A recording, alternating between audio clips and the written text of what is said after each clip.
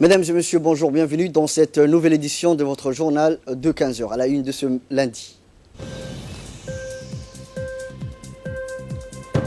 Le président de la République a procédé aujourd'hui à la cérémonie de dépose de la première pierre d'une cité résidentielle moderne. Dans l'actualité internationale, les sanctions de Washington pleuvent sur l'Iran. Le président de la République, son Excellence Ismaël Omar Guelleh, a procédé à la cérémonie de pose de pierre d'une cité résidentielle moderne du nom de New City. Ces projets ambitieux du groupe d'investissement immobilier Al-Hamdani est situé dans le nord de la ville de Djibouti, à Bekadouz, et près de la mosquée Al-Oumma. Composé de plus de 200 villas duplex, d'un centre commercial, une diversité d'activités récréatives qui répond à la qualité de vie satisfaisante et un environnement sûr, en somme toutes les inspirations qui combinent les attentes d'un citoyen djiboutien.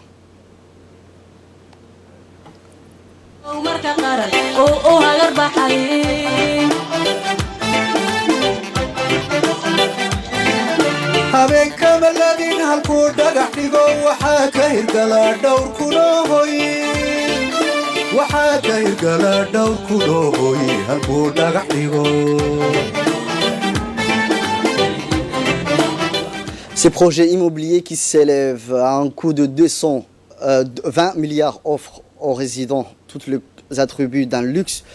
Ces projets composés d'un large éventail de propriétés résidentielles et commerciales modernes dotées d'une infrastructure moderne, tel un parc, école et mosquée donnant une vue panoramique sur la mer. Ces villas seront en concorde avec la culture du pays. La première pierre de ce complexe résidentiel qui a été posée ce matin par le président de la République s'inscrit dans le cadre de la démocratisation de l'accès au logement, qui est une prioritaire majeure pour le gouvernement. Rappelons au passage que le président de la République a fait du logement un impératif économique et une nécessité sociale à tous les Djiboutiens, afin qu'il ait un logement abordable en fonction de leurs revenus. Il convient de noter que l'essor de ces projets immobiliers, qui n'est pas le premier du genre, permet à la capitale de connaître un nouveau stade d'urbanisation rapide dans un processus porteur de réelles opportunités de développement économique et social, mais aussi engendre des avantages macroéconomiques substantiels qui encourent à accroître la productivité de l'économie et à l'amélioration des conditions de vie des populations. Cet événement a vu la participation de membres du gouvernement et du Parlement, le président de la commune de Belbala, d'autres élus communaux, de leaders religieux et des acteurs du tissu associatif local qui ont assisté au déroulement de ces cérémonies, sans oublier les nombreux habitants du quartier environnement qui se sont mobilisés pour réserver eux aussi un accueil chaleureux au chef de l'État. Le président du conseil d'administration de la société Al-Hamdani, M. Jamal Al-Hamdani, a loué dans son intervention, félicité le succès réalisé par le gouvernement sous la direction du président de la République, M. Ismaël Omar Guelleh, dans le secteur économique, commercial et immobilier, en confirmant ainsi la détermination des dirigeants du pays à faire avancer le plan de développement pour atteindre les objectifs nationaux. Nous adressons nos remerciements et notre reconnaissance au président de la République pour son encouragement constant du secteur privé à Djibouti, qui est un partenaire incontournable des efforts du gouvernement visant à atteindre l'objectif consistant à ce que chaque citoyen bénéficie d'un logement et une vie décente, a souligné M. Jamal Al-Hamdani. S'agissant du nouveau projet résidentiel New City, le président du conseil d'administration de la société Al-Hamdani a indiqué que ce projet sera composé de 219 villas résidentielles, d'un centre commercial, d'un hôtel de tourisme, de bâtiments commerciaux et administratifs et d'une infrastructure intégrée, en soulignant que ce projet va répondre aux besoins du marché djiboutien. Le directeur de l'Agence nationale de la promotion des investissements, Mehdi Darar Obsiye, a rappelé que le président de la République a fait du logement un impératif économique et une nécessité sociale à tous les Djiboutiens afin qu'il ait un logement abordable en fonction de leurs revenus. On l'écoute. Mesdames et messieurs, outre l'édification des milliers de logements par le pouvoir public, l'on assiste à la floraison des programmes d'investissement immobilier privés, tant nationaux qu'internationaux. En effet, ce second projet d'investissement du groupe Al-Hamdani d'un coût global de quelques centaines de millions de dollars, se compose de plus de 200 villas, de high standing, de 10 immeubles d'habitation, d'un centre commercial couplé à un hôtel 5 étoiles. Le projet comprend aussi des facilités connexes, comme un jardin d'enfants et bien d'autres édifices d'usage commun. L'Agence nationale pour la promotion des investissements, que son Excellence a bien voulu mettre en place aussitôt après son arrivée au pouvoir, accompagne et appuie pressentement plusieurs projets immobiliers, bien évidemment en collaboration avec la collaboration technique et la supervision technique du ministère en charge du logement.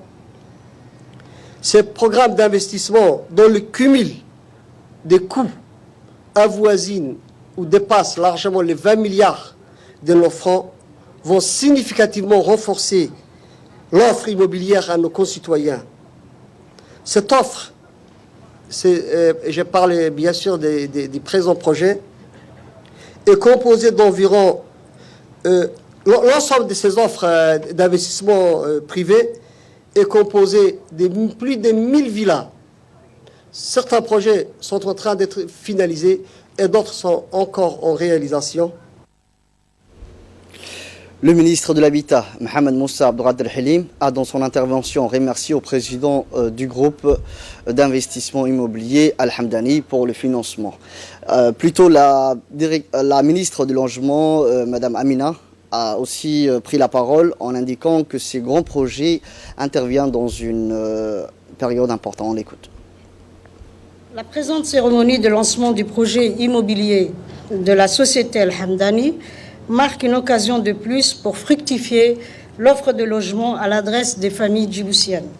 Excellence, Monsieur le Président de la République, votre présence ici témoigne de votre ferme volonté et de votre engagement d'œuvrer pour que chaque famille djiboutienne puisse avoir, quel que soit son niveau de revenu, puisse avoir un accès à un logement durable.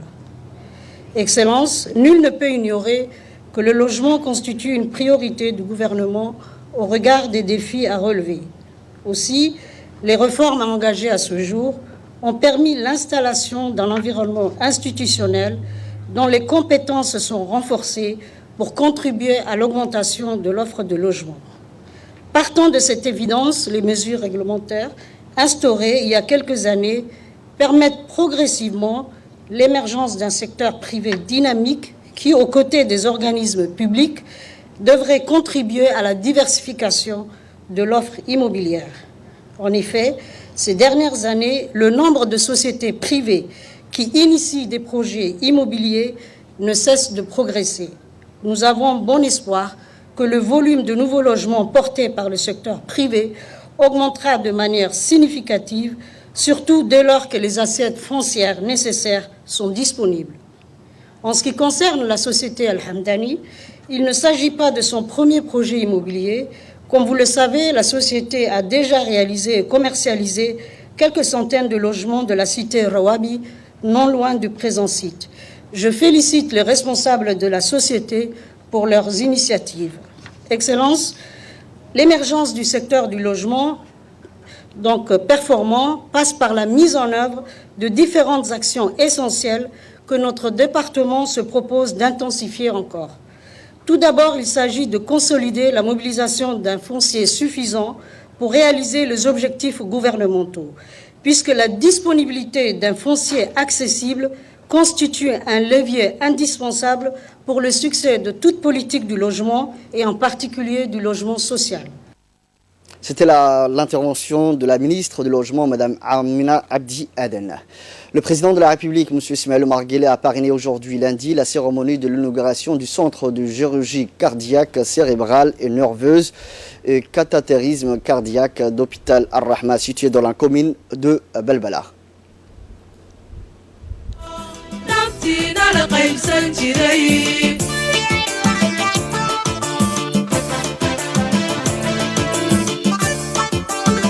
À son arrivée, le chef de l'État a été accueilli par le Premier ministre Abdelkader Kamil Mohamed, le ministre de la Santé Mohamed Ouarsama Deriye et l'ambassadeur du Koweït à Djibouti Youssouf Hussein Al-Qabdani, ainsi que le chef de la délégation koweïtienne M. Rachid Salim Omari et le directeur régional de l'ONG Al-Rahma Djibouti, M. Abdelghani Al-Qureshi, et directeur de l'hôpital, Dr Mohamed Al-Sharkawi.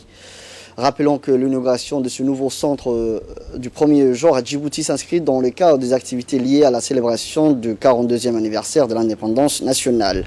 Après l'inauguration officielle, le président de la République, accompagné de hauts fonctionnaires, a effectué un tour d'inspection de différentes installations et équipements du centre qui fournira des soins médicaux exceptionnels aux patients. Le chef de l'État, Ismaël Omar Guelleh, a reçu des explications sur diverses opérations chirurgicales qui seront menées par le centre, en particulier celles au cœur, le cerveau et cathéter cardiaque.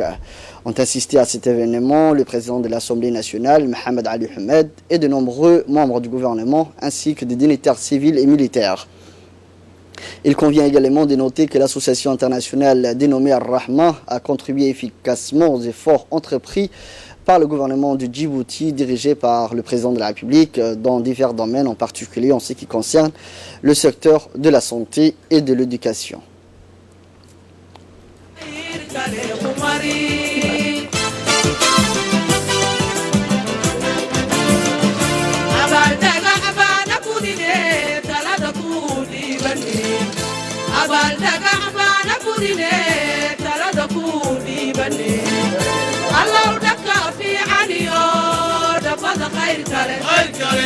خير كره كماري الله نبض خير كره كماري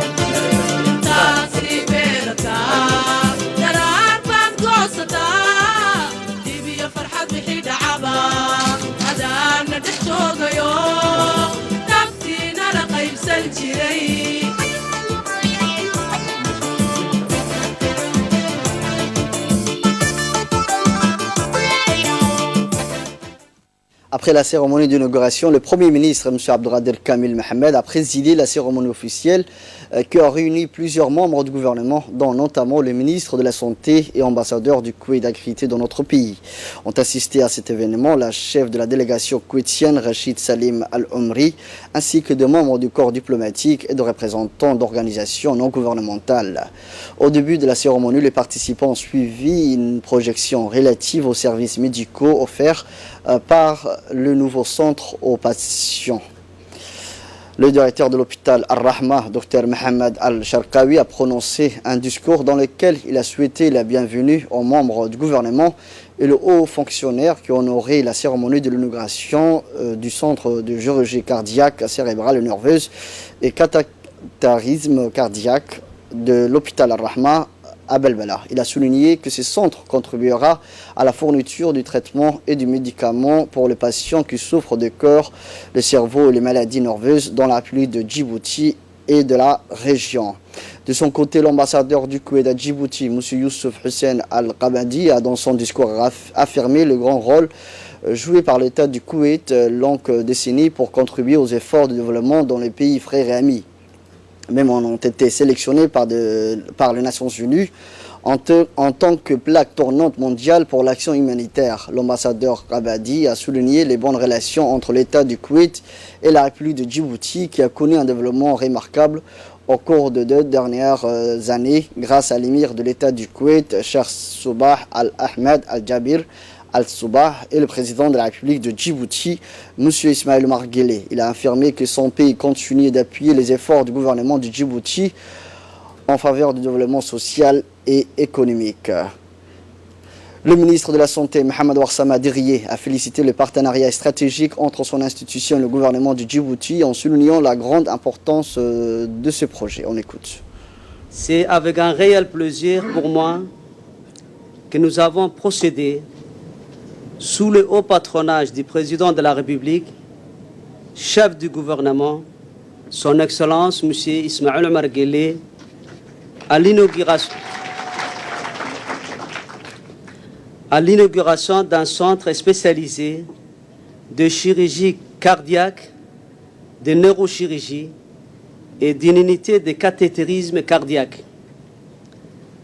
Je voudrais d'emblée chaleureusement féliciter la direction de l'hôpital pour le choix courageux de cette initiative. Qu'il me soit également permis, sincèrement, de remercier l'ONG Al-Rahma International ainsi que ce généreux donateur pour avoir soutenu et permis la concrétisation de ces projets.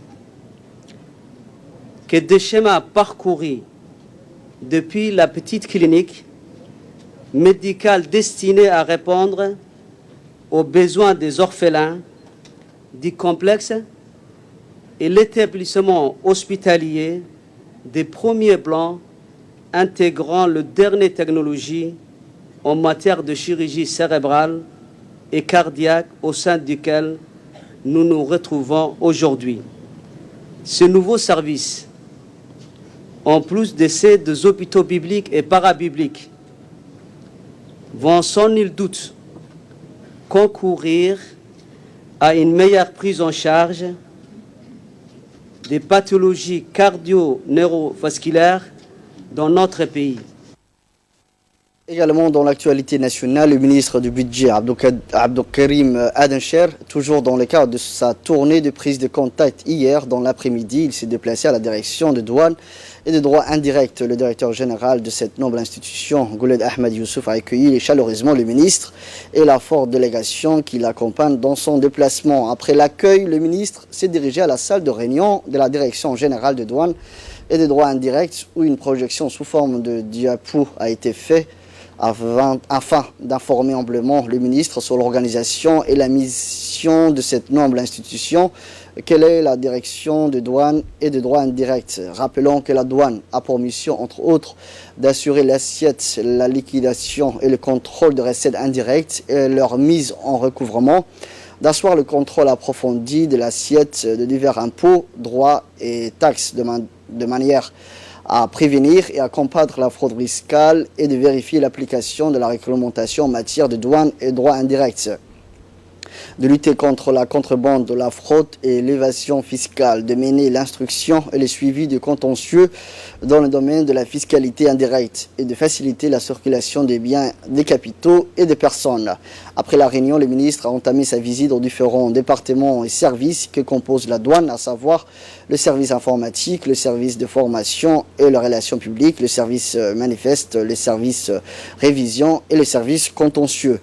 Il faut souligner que la douane, avec à sa tête le dynamique directeur Guled Ahmed Youssouf, a accompli des progrès considérables en matière de lutte contre la contrebande.